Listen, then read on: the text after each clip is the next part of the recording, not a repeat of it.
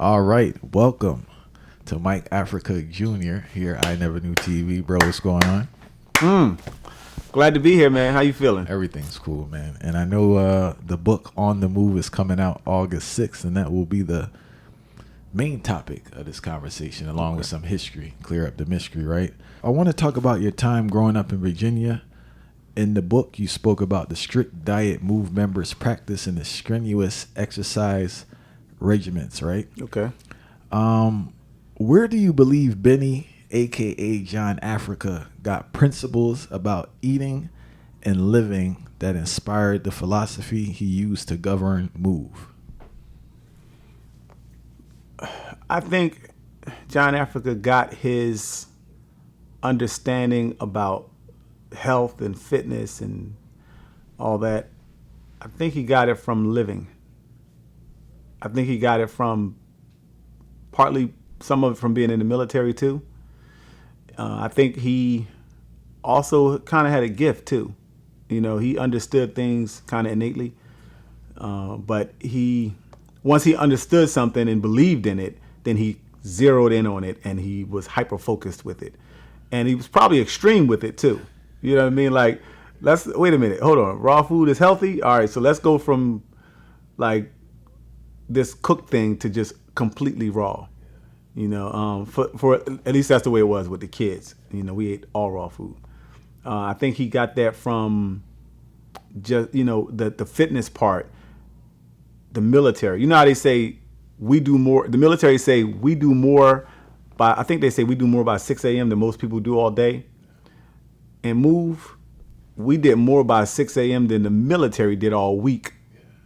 You know what I mean? And that was just, it was once it was, this does make you strong. This works. Then it was just extreme. And I know as you got older, you started, I know you ate cooked food, right? Oh, yeah. But, because, you know, we got the fad now, the vegan fad, the plant-based vibe. And you guys were on raw food. You weren't even eating cooked food. Think about it, man. Like, how did your body respond to cooked food initially when you started eating cooked food versus just being on a raw food lifestyle? When I first ate, the first time that I was allowed to eat cooked food, that plate of spaghetti and meatballs, I don't remember having a bad experience, like any bodily experience. I remember how good it tastes. I mean, if you, after eating raw food all your life, the taste of a cracker is extreme. Like, you don't even realize how delicious it tastes, right? I would imagine as an adult, I would be more aware of what would happen. But at the time, the only thing I was thinking of is how could they have deprived me of this for all these years? Cooked food is addictive. A lot of people think that, like, when people think of like addicting things like drugs and cigarettes, alcohol, these are things that are bad for your health. And oftentimes people don't include food in that or food products in that. But cooked food is addictive. Cooked food is more addictive than any cigarette people could smoke. Do you remember the age you were when you had the spaghetti? And I think I was about 5 or 6. I think I was about 5. I don't think I was 6. I think I was about 5. Because we weren't really, this was I know it was 1983. And it was during this period where my family, my parents, my aunt and my grandmother were leaving the organization. And it was when my aunt was like, look, we ain't doing things like MOVE no more. We about to see some changes up in this house. And one of the first things to go was the raw food thing. And one of the second things was to go was sleeping on the floor. She got a bed. So what was the ideology for sleeping on the floor? It makes you strong. Sleeping on the floor makes your back strong. Sleeping on beds are soft, and we militaristic. And MOVE, we were like militaristic, so everything had to be like, you got to be prepared for things. You got to be strong. You can't be caught slipping. Getting comfortable. We in a war, so we sleeping on the floor. It makes your back strong. You don't need to be weak. You don't need to be soft. So sleeping on the floor was part of that, just like the raw food diet was part of that. And what exercises were the kids doing? Because I saw you. I don't know if you was exaggerating. Because there's a part of what you talk about somebody doing 1,000 push-ups. So like, I don't know if this is exaggerating or dudes was knocking out 1,000 push-ups in a day. Not straight. I understand, but throughout the day, The people knocked out 5,000 in a day. I mean, the kids. I don't remember. I don't ever remember the adults as a child. I'm talking about like a 4, 5, 6-year-old kid. I don't ever remember the adults telling me to do any exercise at that point.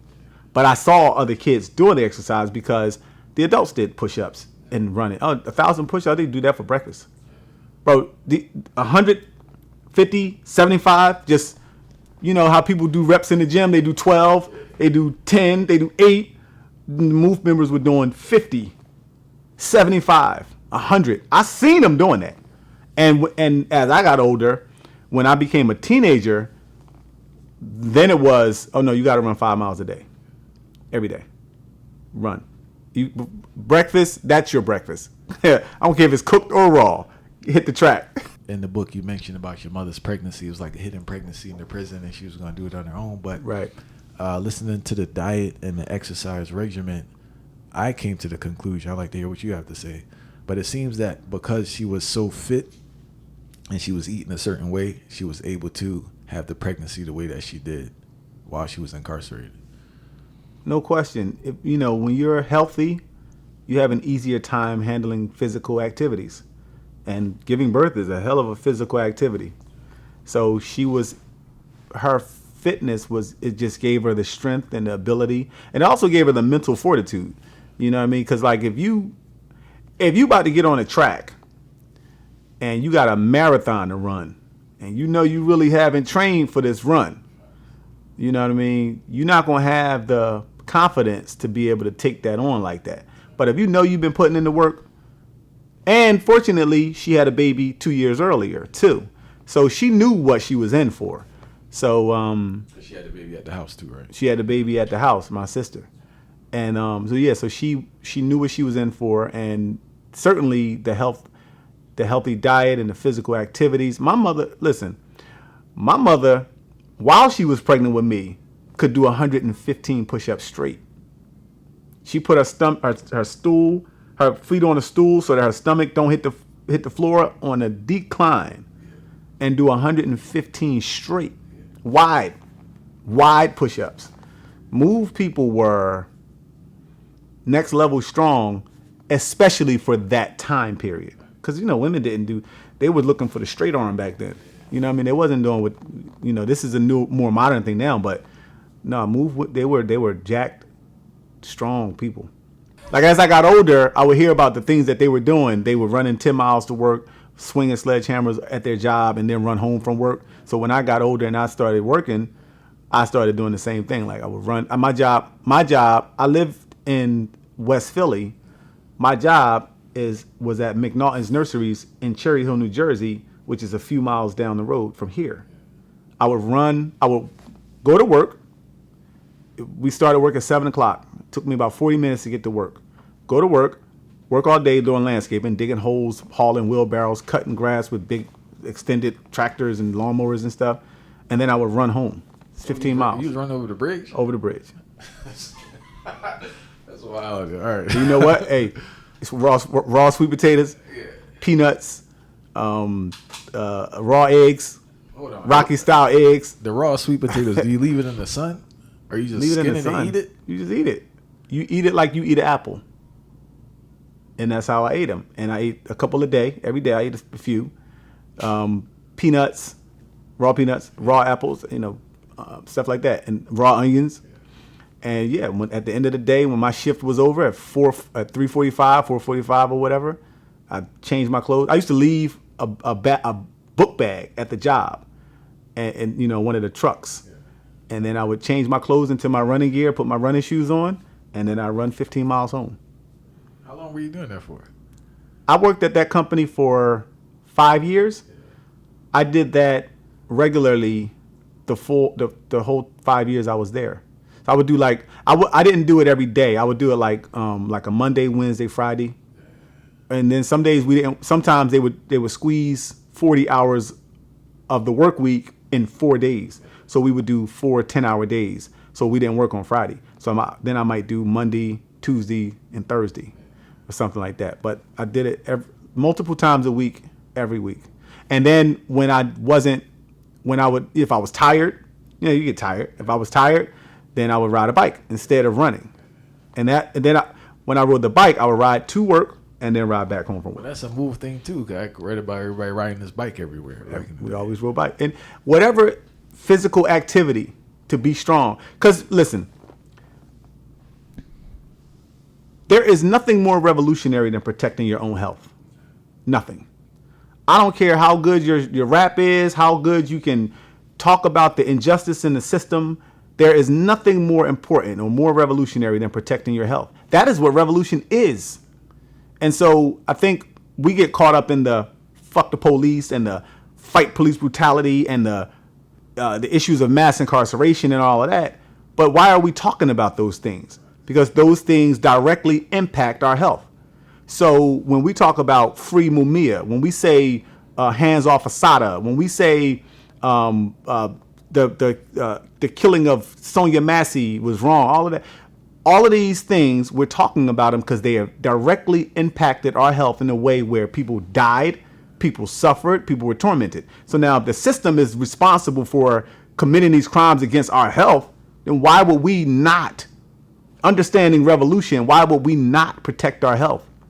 Right? So understanding that is what gave us the drive to be healthy. And when you understand health for real, you really understand revolution a lot because you're not willing to allow someone to impede on your health. You're not going to allow a nuclear power plant to be built anywhere near your world. You're not going to allow the Keystone Pipeline because these things affect your health. And it doesn't matter if it's in North Dakota and, you can't pretend that what's happening in North Dakota or in Palestine or any other place that affects the people won't affect you. We're all connected. So protecting your health, that's it. That's the pinnacle of revolution, of life. And so we worked out, it was grueling. We lived like the 1800s, even though it was 1992, 1995. We didn't have a heater in the house. You know what a heater was? A wood stove. You know how we fed it? We chopped wood. We chopped wood and burned the wood in the stove. That's what we did before we went to work. From what I understand, your father joined the move just to be close to your mother, right? Yeah. And based on what you wrote in the book, it didn't seem like he was too indoctrinated with move philosophy. He really seemed like a free thinker. And I think this was really exemplified on a conversation you documented that you went to visit him in prison. Mm-hmm. And from what I understand, MOVE was kind of like they didn't want the kids in the public school system. They wanted everyone to stay home. But it's your father that encouraged you to actually go to school. I don't think my father necessarily wanted me to go to school, but he certainly wanted me to be educated. And in the book, I write about how my grandmother left it up to him to decide. See, what happened was when my family, my grandmother, my aunts, they said, we done with MOVE. We don't want to be in the MOVE anymore. They reverted back to the way they lived before they ever met MOVE.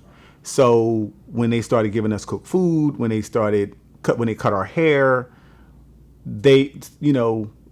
school is a thing that they did before MOVE too. So they started sending us to school. But my parents were in prison and they had not left MOVE.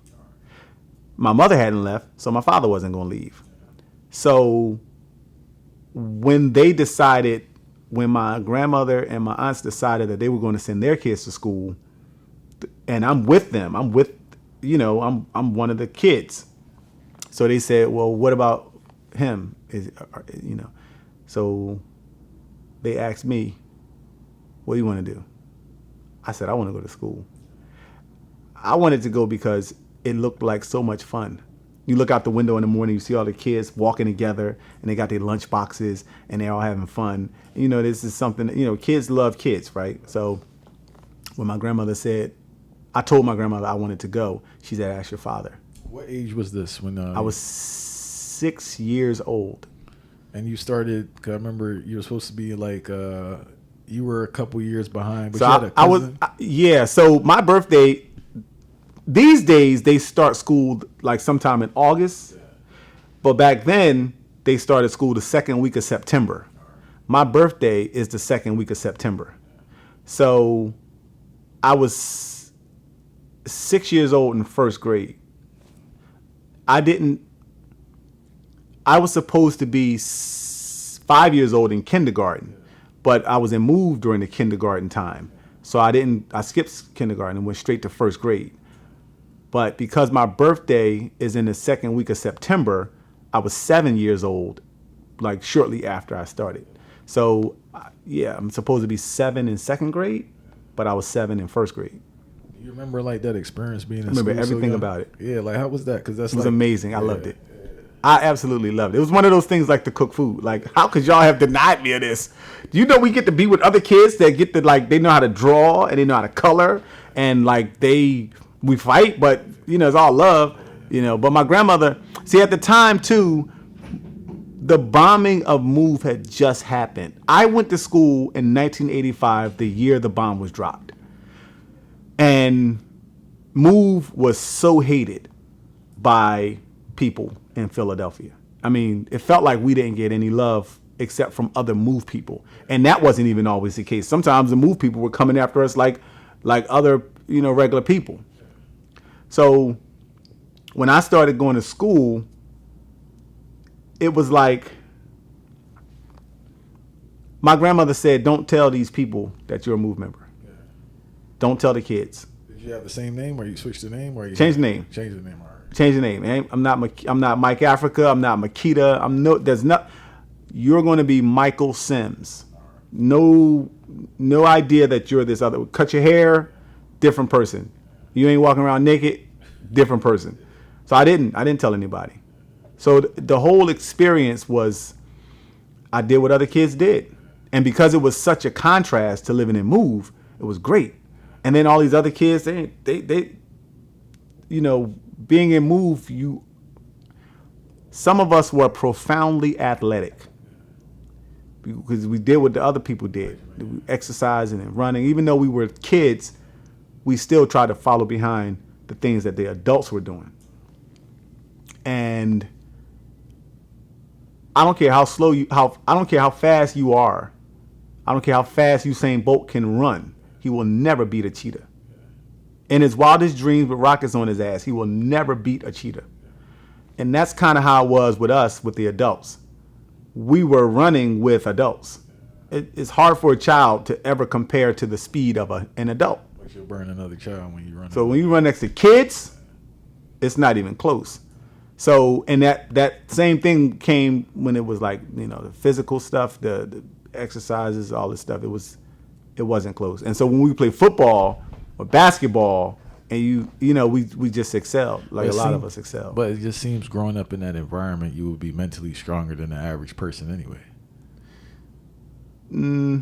Certain aspects of that. Certain aspects, yeah. Like if you do push-ups all day long every day, that'll make your arms strong, but it ain't gonna do nothing for your legs.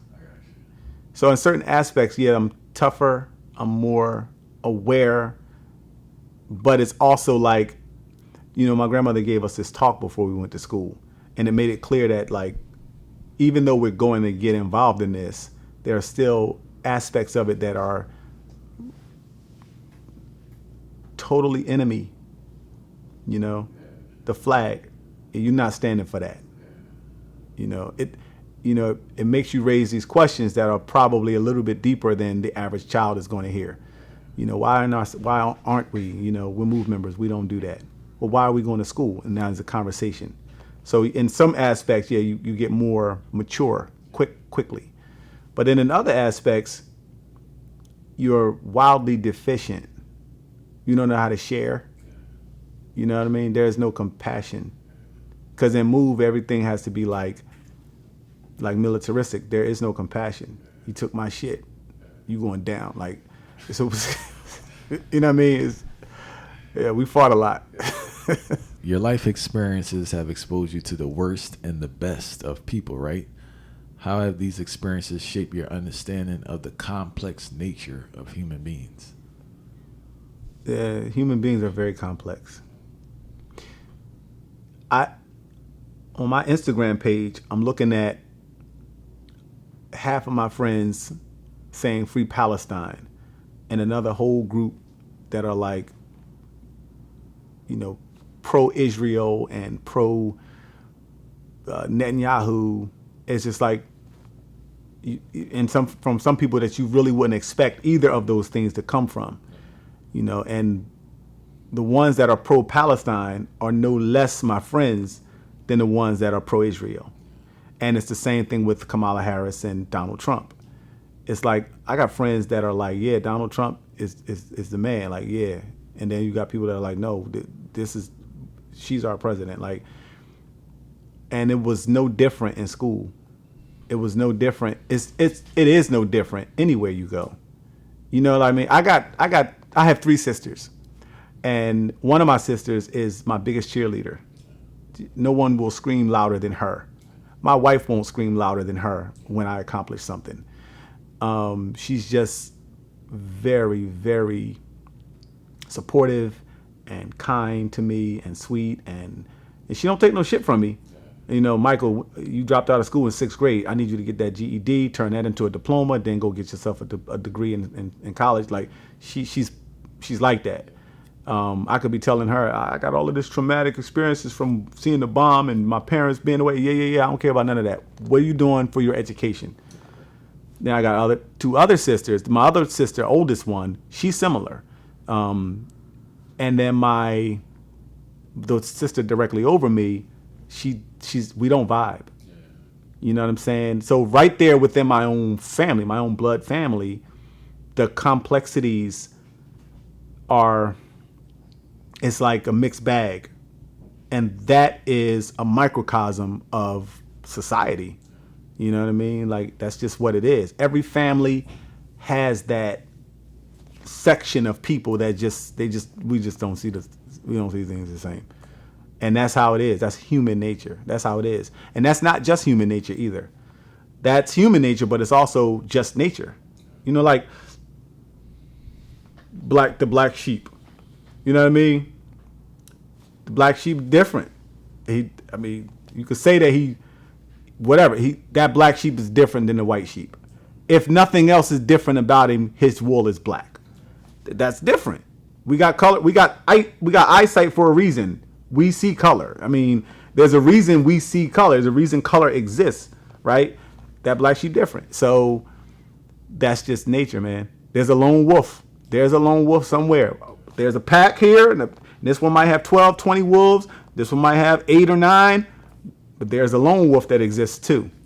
And that's just life. So. All right. You spoke about Benny's internal connection to what he saw as God and his mama, right? Mm-hmm. He believed that as long as you were doing what was working out for you, then protection would come. And it seemed like a contradiction to me, because it seemed like he was, correct me if I'm wrong, anti-Christianity, but it seemed like a Christian ideology when he had this idea here with this connection between like mama and your good deeds. Isn't that exactly Christianity? That's what I'm saying. I'm just saying, it seems like was he against Christianity? No, he wasn't against Christianity. He was against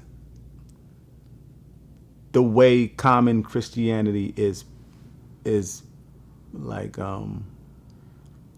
presented or utilized. He didn't like the way people used it for money or indoctrination or whatever. But he was the same way too, though. Like, cause he liked Jesus, the real Jesus, the black Jesus, the idea of this person, this Christ, that wanted to help. He liked that about Christianity, but he didn't like or believe in the Bible in the way that it's constructed or the way that people use it. But he was also the same way with people, like it's a paradox, right? He also believed certain things about it. He liked certain things about it. Do you remember any specific things, or? Yeah, he called himself John partly because of it. Oh, that's where I got you. All right, cool. You know what I mean? And there's some other things too. Do you remember the character? There's, I don't know how to say the name. Baal. Ball. Yeah. Well, that's what we called him. Benny was the name that he got from his sisters and brothers and his mother, and his nickname when he was a child. But we didn't call him that. I never called him that. You know what I mean? And Ball is what we called him. And there's a character in the Bible named Ball. And if you look up who Ball was in the Bible, it makes sense that he would call himself that.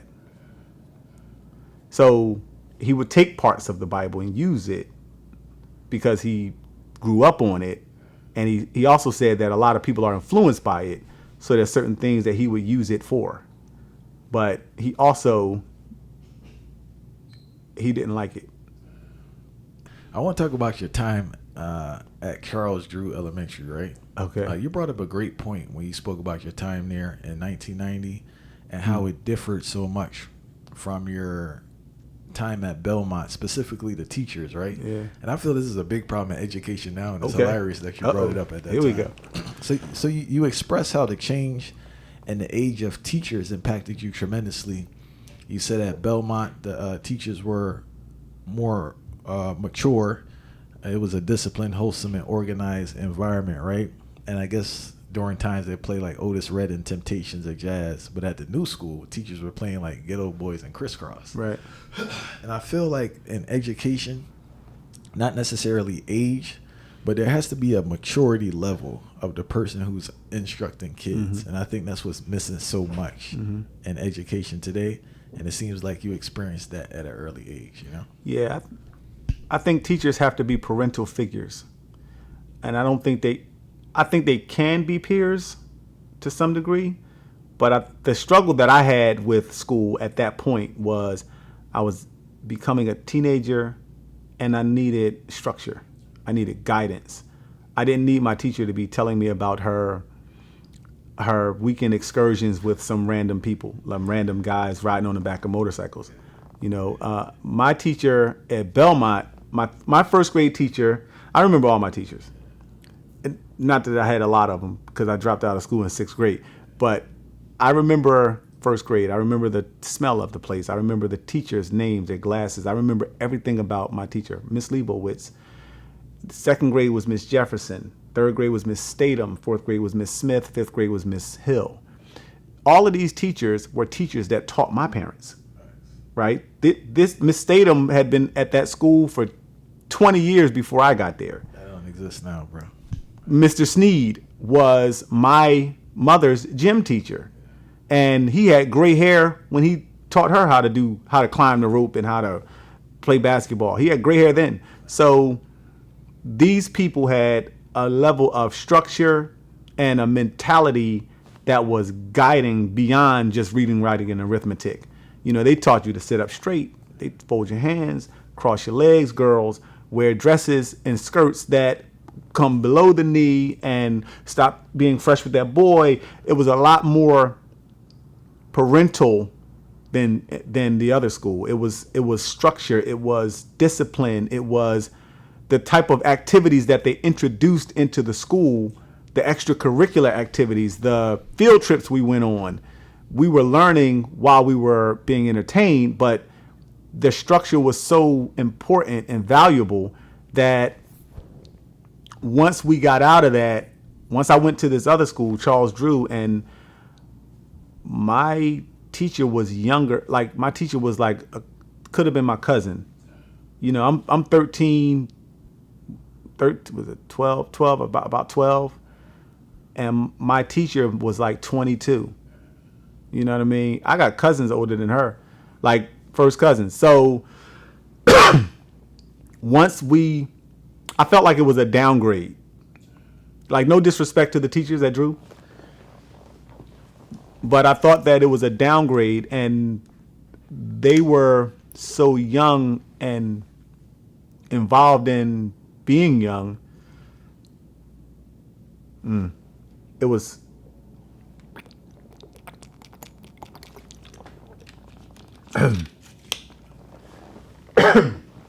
You know what it was like? It was like your older cousins come over the house to watch you because the parents are going out. It's a free fall. It's a free for all. I mean, kids were. I'm surprised. I'm gonna say this on camera. I'm surprised nobody in my class got pregnant. That's what I'm surprised about that. What age was this? I was 12, maybe 13, 11, somewhere around that age. But the other thing about it was, because I started school late, they had to catch me up to some of the other, to be in my right grade. So I was immersed in a class that had 7th and 8th graders in it too. And so, you know, 8th graders, once you turn in 13 and 14s, your experience and your interests change dramatically. So I'm telling you, man, I come home, we come into the classroom from lunch. They had a lunch, their lunch was before ours. So we would come in the classroom and the coat closets would be just, ain't no coats in there, just people. I'm surprised nobody got pregnant. And the teacher's response to that, get out of that closet. You're not supposed to be in there. If that had happened in Belmont, parents would have been called, meetings would have been had. Mr. What was his name? Mr. He was the vice principal, Mr. Baker. Mr. Baker was the Rizzo of Belmont. He had a ring, this giant ring with this big emerald on top of it. It was blue. And he would turn it around and he would smack the back of your hand with it when you were cutting up. I'm not condoning that people do that kind of stuff. But what I'm saying is the type of reaction to something like that it would have been very different. People wouldn't have been able to, they wouldn't have just felt free to I mean, they were coming from this other school too. So they were like, man, I can get away with anything over here. I'm surprised people didn't get pregnant. I want to speak about, for you to give clarification, the difference between what occurred in 1978 and 1985. People seem to it's like a mishmash of the events. Can you clarify what happened in 1978 with your parents first and what happened in 1985 in Philadelphia? Yeah. History has those things so conflated. Like, people can't seem to separate them, even though they were 7 years apart. What happened in August of 1978 was a buildup of police and MOVE conflicts, and MOVE people demonstrating at the Philadelphia Zoo or demonstrating at the Barnum and Bailey Ringling Brothers Circus. Cops getting called, cops coming and telling MOVE, you got to leave, you can't do this. MOVE people saying we got the right to freedom of speech. So they have a conflict about that. Maybe sometimes they get in fights about it. People go to jail. Court cases. Now we're going to protest at the courthouse for arresting people. And all of those things just built up until the point where Frank Rizzo's mentality was, let's put an end to MOVE. So on August 8th, 1978, hundreds of cops came out to MOVE's house and they stormed the house. Tear gas, water from the fire department, guns. They were shooting guns. There was all this. And in the shooting, a police officer got shot and he died. Of course, MOVE people got to blame. And while that was happening, my mother was 8 months pregnant with me inside the house. And my father was in the house. My Uncle Chuck was in the house. And 6 other MOVE members were arrested and they were taken to jail. And they were all blamed for the killing of that cop. And evidence shows that it was friendly fire that killed the cop.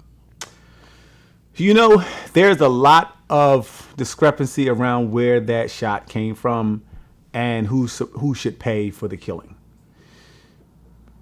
First of all, the first thing is who fired first, because who fired first gives the right to self-defense argument to whoever was defending themselves. So if Move say the police fired first, it doesn't matter who killed that cop. We were defending ourselves. And if the police say Move fired, well, we were defending. We responded in kind. So that was the first issue. That issue should have been removed from the topic of conversation. It should have been dismissed because the first shot came from not Move or the police. It came from a Move hater who lived half a block up the street. He was firing at Move. That's wild. So that's one thing. He was arrested. He was taken to jail, and we have pictures of him. The police say there are police witnesses who say they saw him. They actually returned fire to him. So that was one issue. The second issue, what happened to him? He was told, basically, we don't want you. We're trying to get rid of Move. But because of the situation and you fired this shot, we need you to pack your bags, leave Philadelphia tonight, and never come back. So he disappeared. The second issue was, if Move did fire because of this gunshot thing, even if the police didn't fire first, so this cop is dead, so Move has to defend themselves. So why should Move be released? Well, there's one thing, the issue of force. If you say who fired the first shot and use the guns as the thing you need to defend yourself from, then you could argue that Move fired first. However, there's no evidence to say that Move fired at all. Secondly, a gunshot is not the only thing that you might need to defend yourself from. Those fire hoses that the fire department was using are powerful enough to shoot 10 stories straight up into the air. And firefighters are trained to never use those on buildings that they know people are inside of. And they had 4 of them trained on Move's house. They cut a hole in the first floor of Move's house, and where they knew Move was in the basement, they cut with a chainsaw and then fired the water cannon directly on the people in the basement. So, all right, I have a couple of questions based on the information I've gathered. The supposed guns that were in the house were like non-functional, and that's documented from what I understand. The ones that Move gave to police, yeah, definitely didn't function. All right. How do we get to Move 9? Like, how do you end up accusing 9 people? What occurred there? Like, why did 9 people get such long sentences? Move throughout the trial always said that they were a family. We're a family. We eat the same. We exercise the same. We sleep the same. We are one family. And the judge said, okay, well, since you're a family, I'll sentence you as a family. Typically in a murder case, one person might go to jail for murder and the rest might go for conspiracy or some other charge. Manslaughter, whatever. And the person that gets the murder charge might get life or some crazy, however many numbers, 100 to 1,000 years or whatever it is. In this case, the judge said, I'm charging you all with the same thing. So he gave them all the same case, 2nd-degree murder, and they were all sentenced to 100 years each. 100 years each. 100 years each. Total of 927 years. Because it was one person who was a Move member who claimed supporter, and they said, okay, well, we won't give you what they got. We'll give you 27 years. 23 years. So the total was 923 years. All right. What age were you when you first saw your father first before your mother? That I remember, yes. Well, I know you were born with your mother, but after. Like, if there were ever any visits yeah, after I was born to see my mother, I don't remember. I wanted you to talk about 1985 now, where it seems to be a ball of confusion, because I think a lot of people have been mixing the events of 1978 and intertwining them into Right. 1985. Right. And they believe you were at the house in 1985. Please clarify for those unaware what occurred in 1985. In 1985, the people that were in the house on Osage Avenue, they were protesting for the release of the Move 9. So, like John Africa and Frank and Rhonda, all of those people, they were not in the house August 8th and 78.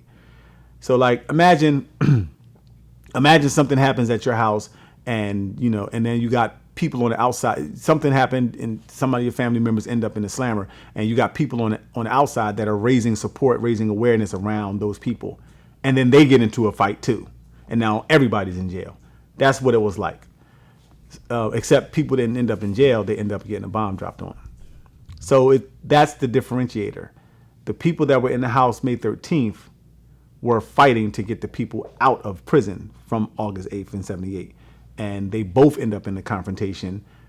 One group ended up in prison. The other group ended up in the graveyard. How did it get to the point where, how did it escalate to the point where the police made the decision to drop a bomb on the house?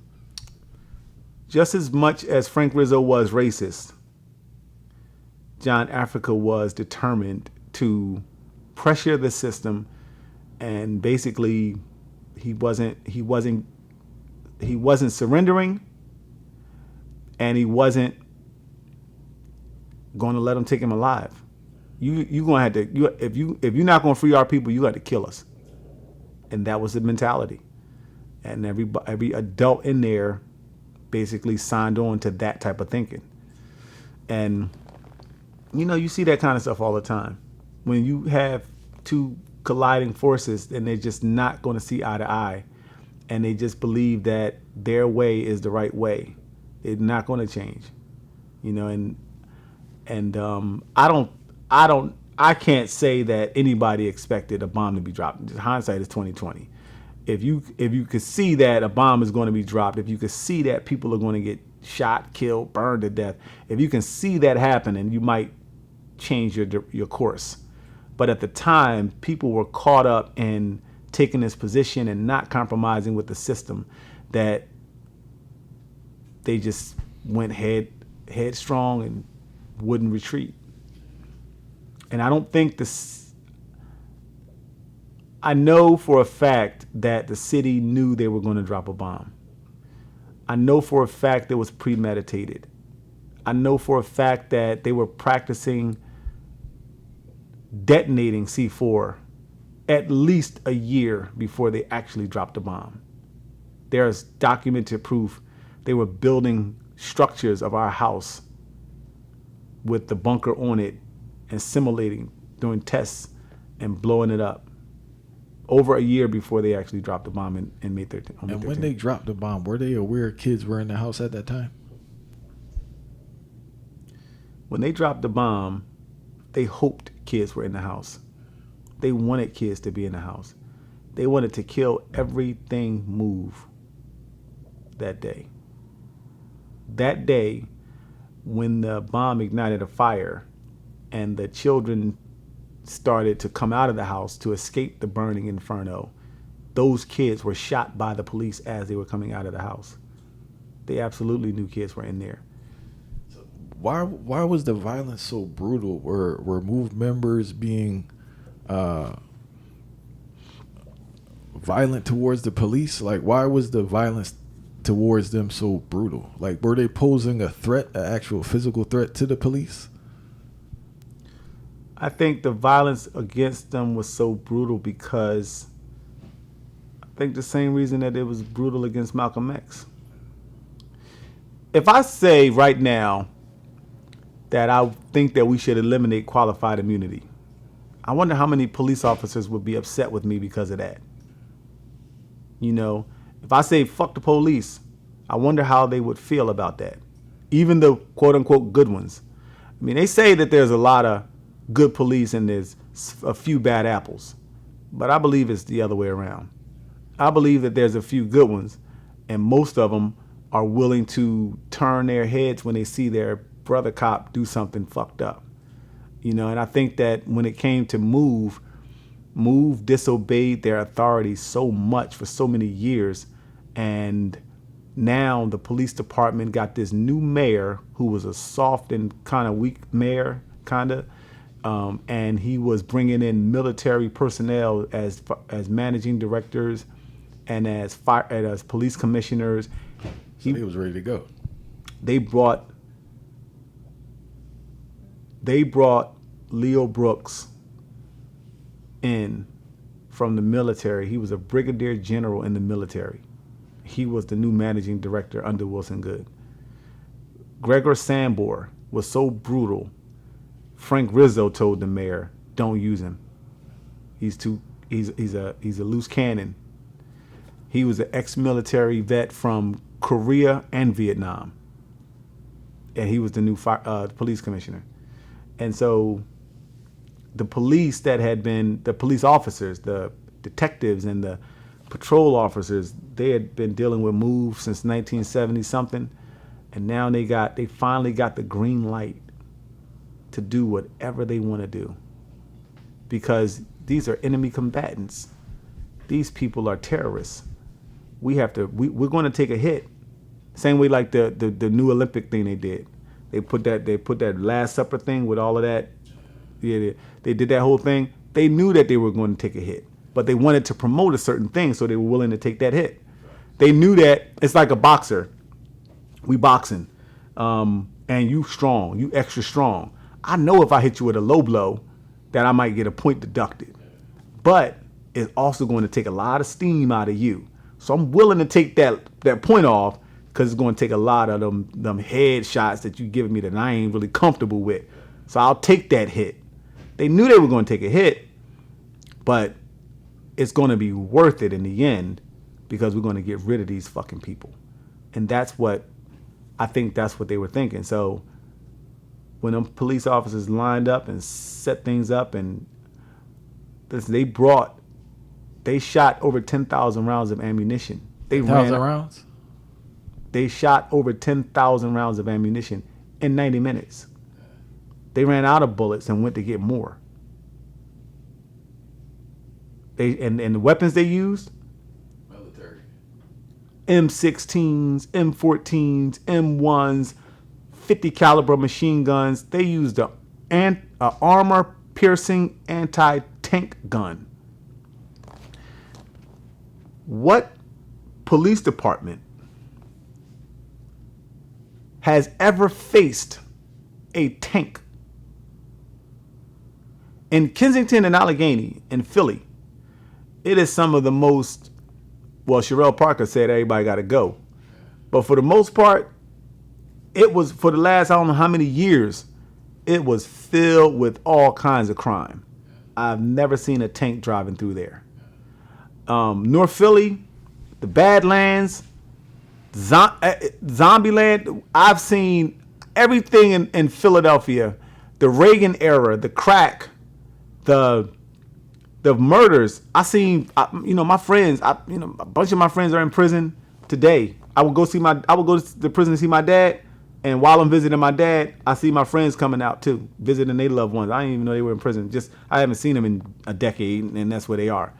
During that era, where people were getting swept up and locked up, when people, my friend, we had a friend in the neighborhood. This kid, nice kid, regular kid, just like everybody else, mischievous, but just a regular kid.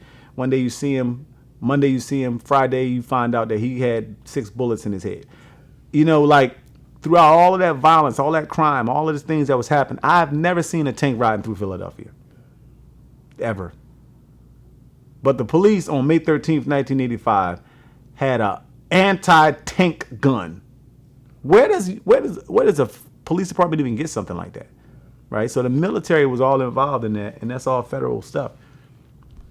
In regards to the homes, right? So they dropped the bomb on that home, but it seems like the whole block burnt down, right? What is your knowledge of what happened to the other homes and the other residents? After the fire consumed Move's home, it spread to other homes. 61 other homes. 61. The fire burned so hot, the temperature was over 2,000 degrees and could melt steel. And 250 people were homeless. And then the mayor, Wilson Good, he said he promised he was going to make the residents whole. He was going to give them new houses. And he did.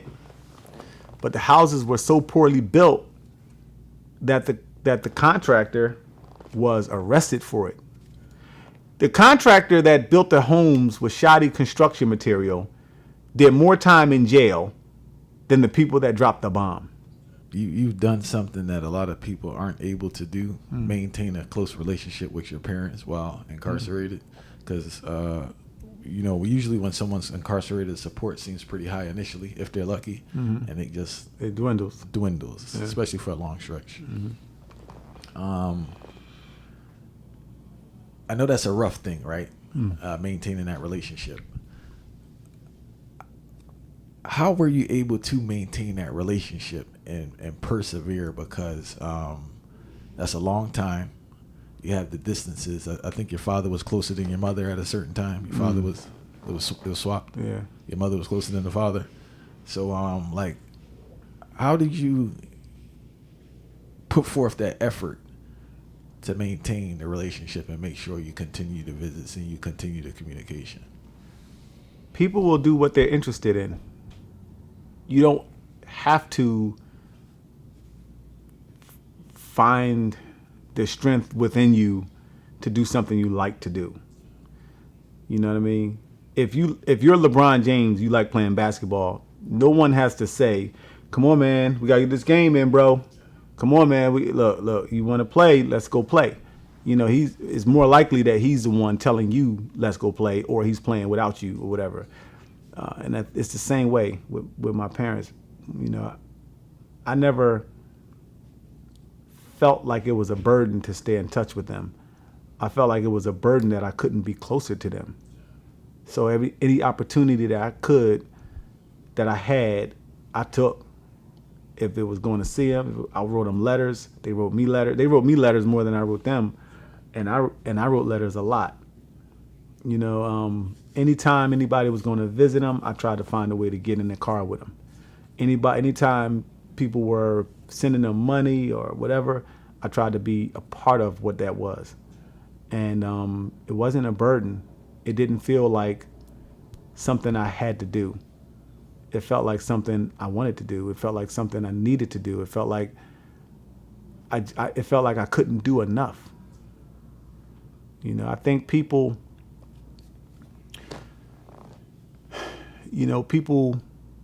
allow the everyday world to take them away from the more important things in life. And that's why people stop writing their people that, they don't even, a lot of times people don't even consider writing their people that they know is in prison. They don't even write them. They don't know that they should. The people that go to jail don't necessarily even know that they should. The communication is so bad. It's kind of like in relationships. If you don't communicate well, your relationship is going to be a bad relationship. You have to communicate. And, prisoners oftentimes don't want to put their problems on their loved ones. They feel guilty about asking them for things sometimes, because they're in that position. I'm in prison.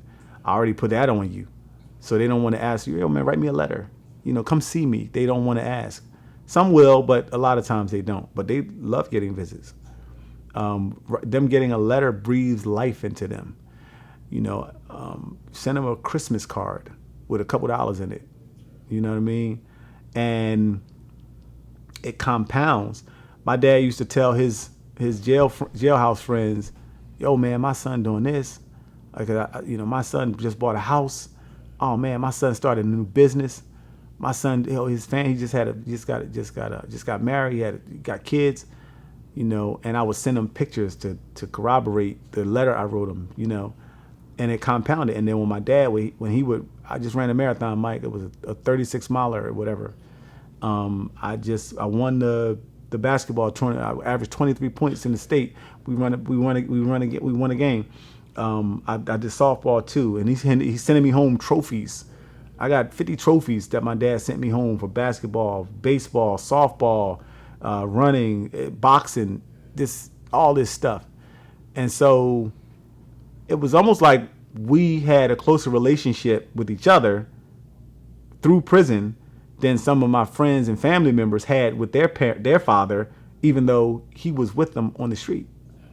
And I think what we did was we maximized our opportunities.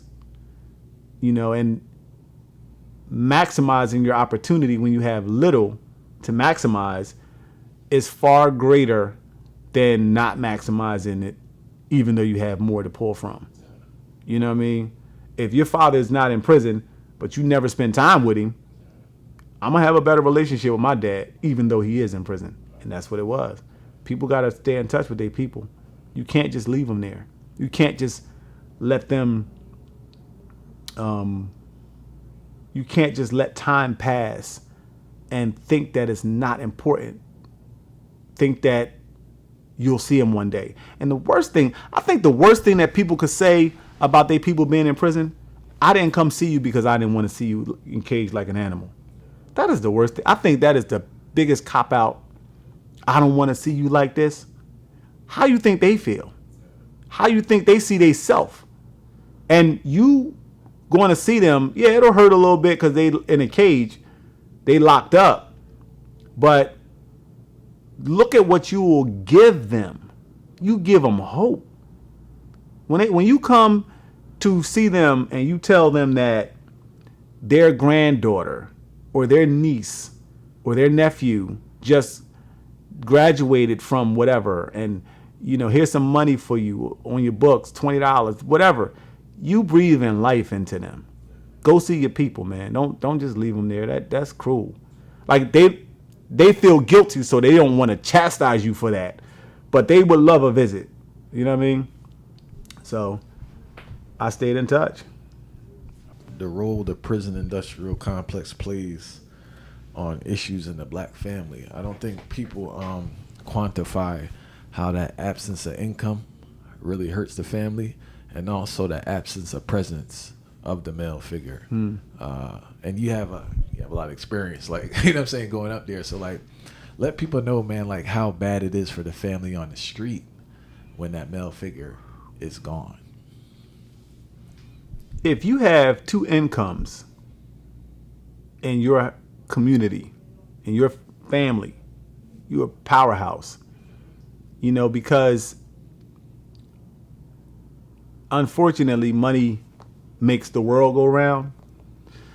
And so those resources, that family support, that structure, the stability, the kids are different. The relationship that they have with their peers. When a father is taken out of the home, that is a breeding ground for dysfunction. You got these other people that probably will come around that ain't really supposed to be there. You got a vulnerability, especially for me. Like when I think about I have a daughter, and when a father and a daughter's relationship is supposed to be a special bond, and if I'm locked up and not able to be there for her Every day, consistently, to protect her, to just show my face, my presence, if I'm locked up and I can't be there for my little girl, that presents a vulnerability that we're not even aware of its full ramifications. When we see things happen, when we hear about things that somebody said to them, that did to them, then it becomes a little bit clearer. But you need to be there to protect your family. And the system, they are responsible for locking up so many people. We are also responsible for putting ourselves in a position to be locked up. But it's not. But while I understand that we put ourselves in a position to be locked up, the game is the game. The rules are laid out. They exist. You can read about them. You want to know what the rules are in this country? I mean, go to the library and figure it out. Before you go do something that can take you away from your little girl, go look up what that's going to bring you, what that could bring you. And then you'll find out who your real friends are and all this stuff. It's a whole thing. But it is clear, too, that it is not set up for us to succeed in many cases because the system, the American justice, they want to lock people up. They want to lock people up. They'd love to lock up men. I mean, what do we make up? 4% of the world population? But we make up 25% of the prison population? They want to lock people up. America imprisons more people than any other country in the world by far. America has, 2.2 million? 2.4? Something like that. It's over 2 million people in the prisons. But that don't include the substations and the holding stations and the parole and all of that. It don't include any of them people. It's probably double. But even at the 2-point-something million, just forget about all the other ones for now. That still is more than the entire continent of Europe. Europe has over 900 million citizens. And they still imprison less people, far less people than the United States with their 300 million. They have less prisoners in China. All these authoritarian countries like Russia, they have less. China got 1 billion people, and they still imprison less people than America. And I hear people all the time, man, that's because in China, they'll chop off your hands. These are the people that they ignorant. They ain't never been to China before. They don't know nothing about China except for what some American told them about China. But they're trying to say what things are like in China. I've been to China before. And I'm saying if the American system is responsible for 25% of the prisons in the world, there's a reason for that. And the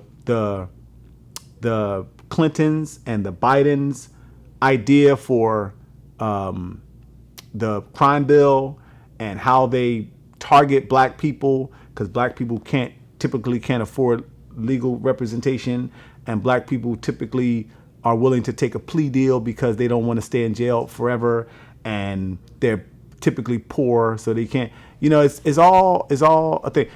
And in 1981, the Pennsylvania prison population, the U.S. prison population might have been 300,000, 400,000, 500,000. By 1989, it was in the millions. And the population that it was up to 1981 was similar to what it was 100 years before that. Something changed.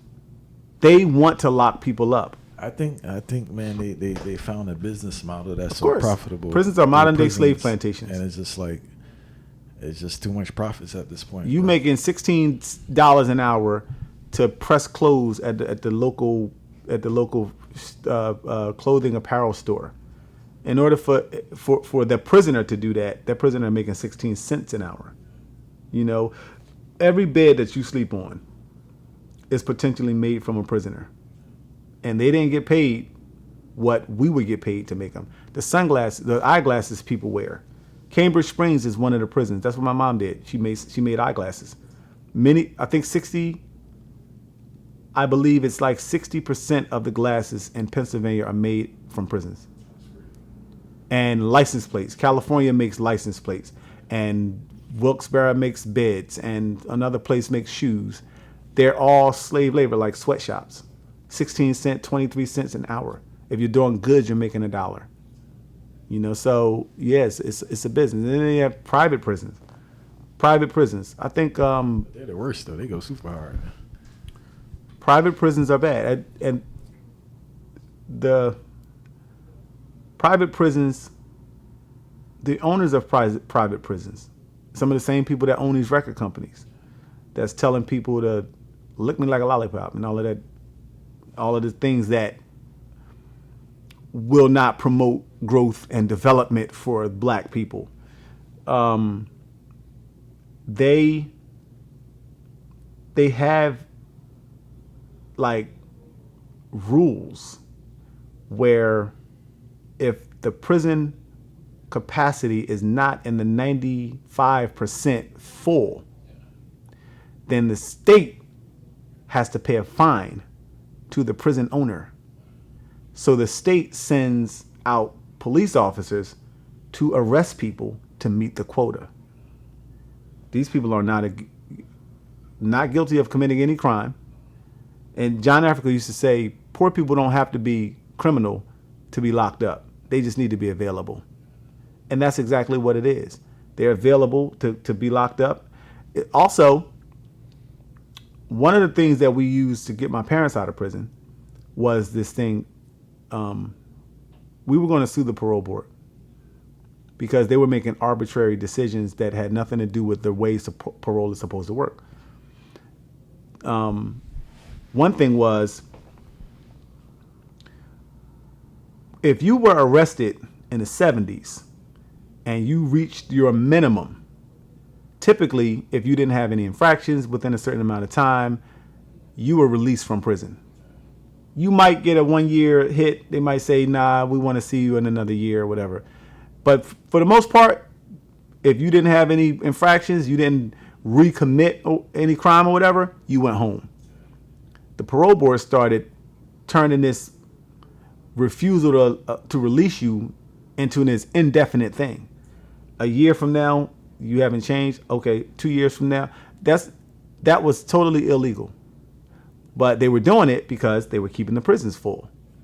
You know how many lifers are diabetic, in wheelchairs, and blind? Why do you believe Mumia Abu Jamal is still incarcerated despite evidence proving his innocence and his health issues? I believe Mumia is in prison despite the evidence, despite his health, because it's a personal vendetta. The FOP decided that they didn't want to see him out of prison. They didn't want him to see the light of day ever again. And they ain't changing their minds. It has nothing to do with murder. Nothing. It has nothing to do with any crime they say he committed. They decided that this is what they want, and they ain't changing their minds. And it ain't no skin off their back. What do they lose by saying let that nigga live in prison? They don't lose nothing. So they ain't not letting him out. And I brought him up, man, because there are a lot of people in prison with some serious health issues. Yeah, well, as we started this interview, one of the things that I said is the health is the most important thing for you, right? They don't care about your health. There's nothing compassionate about compassionate release. The state has this thing called compassionate release, and on the grounds of compassionate release, they'll let people out of prison.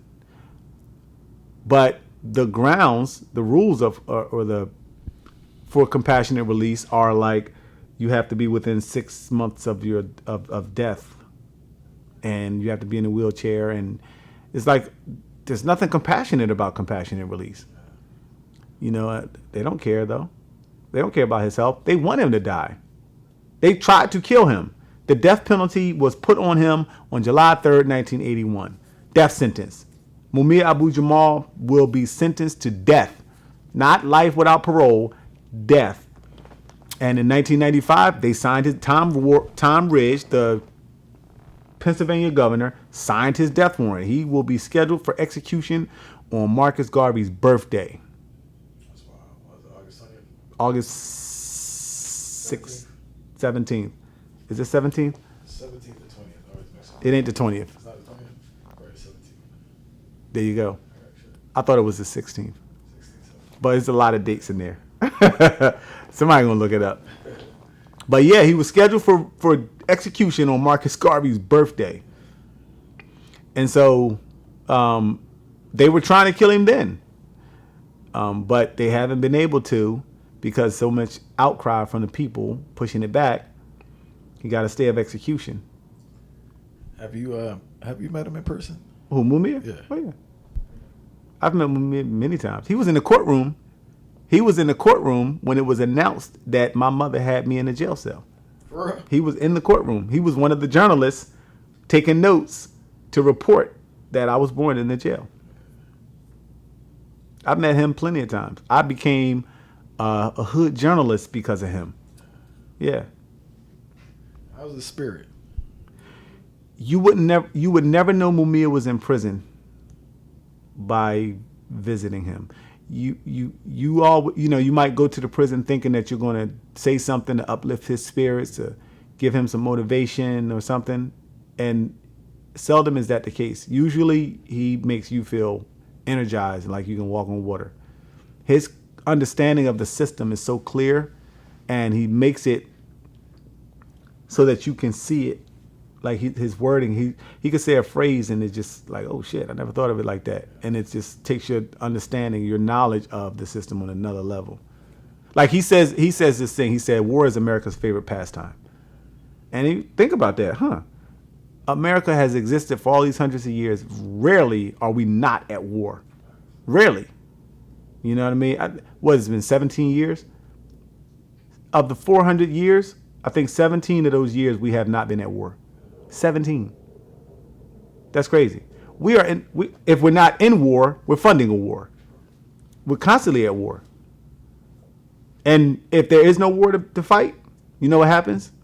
Gas prices go down and food prices go down, and the American people get to live with a surplus.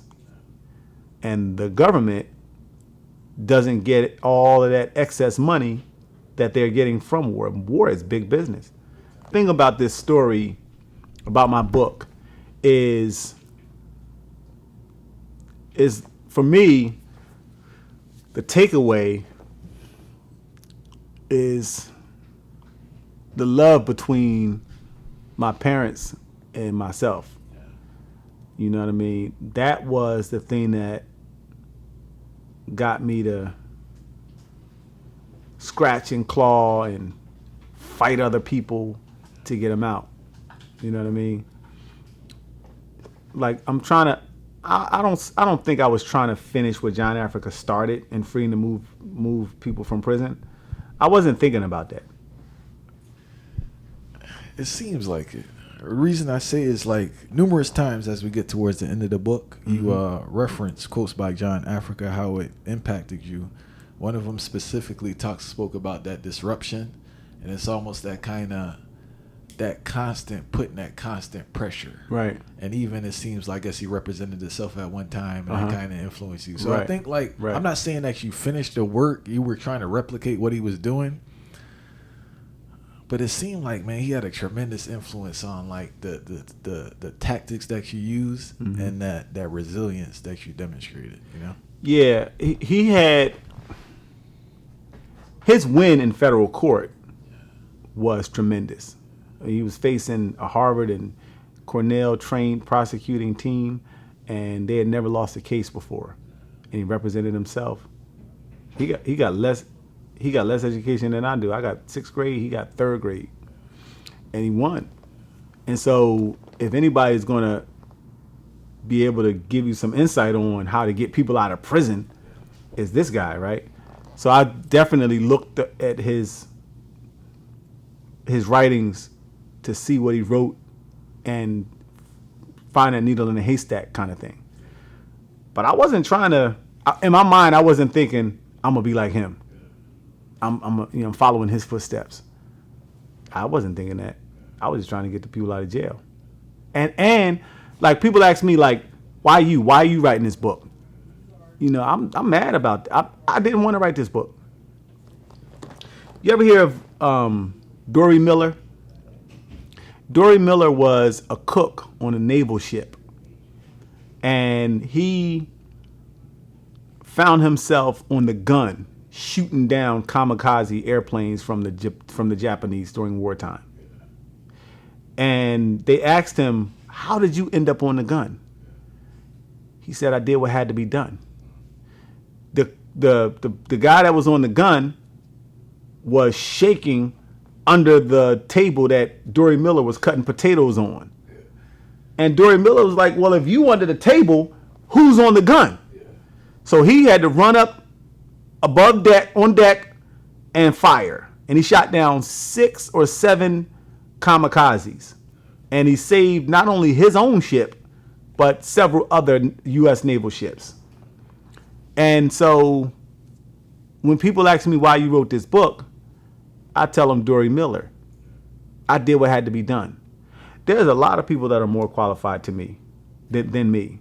My mother could have wrote it. She spent 40 years in jail.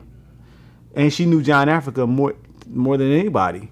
It's, half the organization is my family, and she's one of them. My father could have wrote a book from his perspective about MOVE and this whole thing. I have aunts that were there as John Africa was dictating his teachings. They were the ones writing it down, and grew up with him, grew up under him as a parental figure.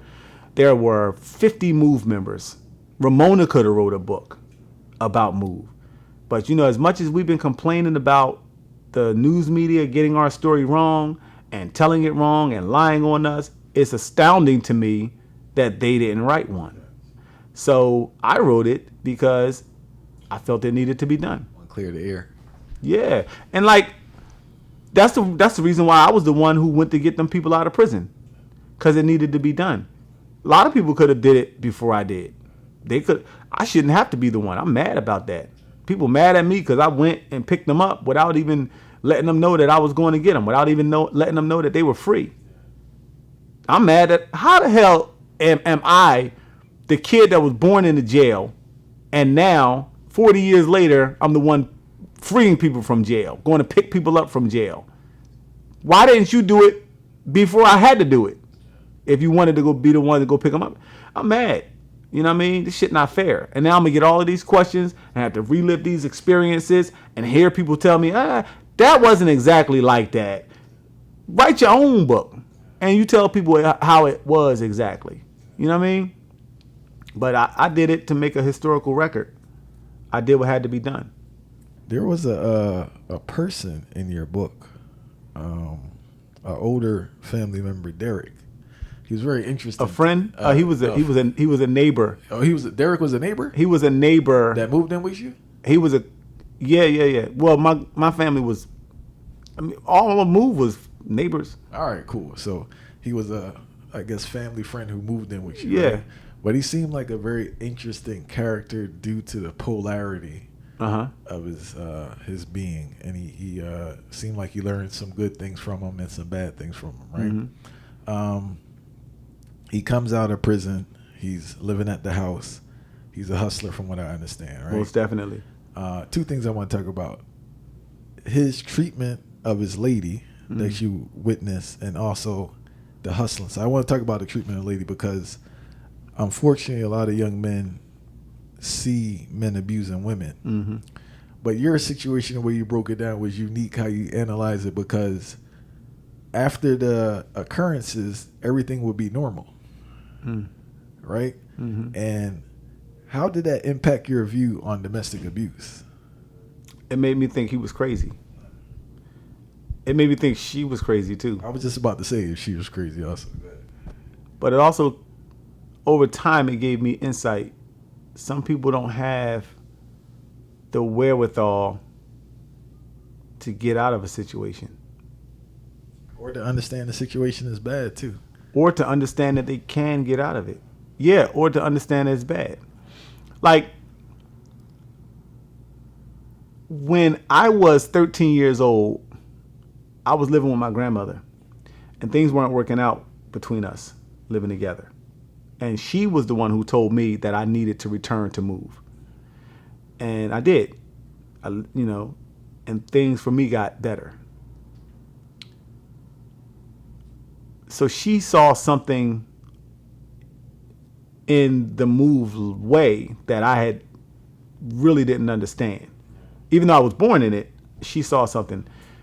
And I think a lot of people, they can't see beyond where they are. Like they say, there's a statistic that says that poor African Americans usually spend their life in an 8-block radius. And, I think that people just need to zoom out, get a map and zoom out Philly is huge. You can go from one part of Philadelphia to the other, drive the whole time, and for an hour, you still won't be through Philadelphia. And if you would just zoom out and realize that Philadelphia is a speck of dust on the globe, you don't have to put up with this fool. I think people just couldn't see that. They didn't. They were living in that 8-block radius, and they couldn't see that there was something else that the world had to offer.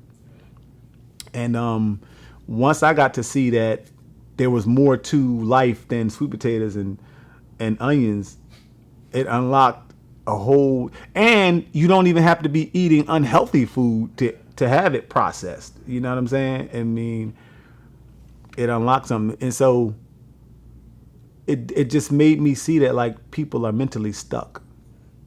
They're stuck. Because why would you?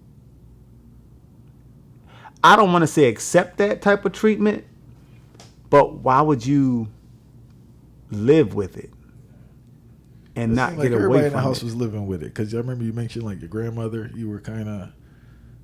I guess they said something to him, but they didn't. I guess he was uncontrollable. Yeah. Like we attacked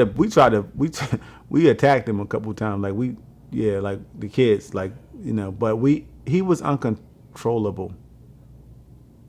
Yeah, he was. I felt like my family members. I felt like they should have been able to do something. He was a happy-go-lucky, jovial type of person ordinarily. But sometimes when he would drink or get high or whatever, he was a different person. Sometimes when he just got mad, he was a different type of person. Because he was the same person that would, you know, was like attacking people.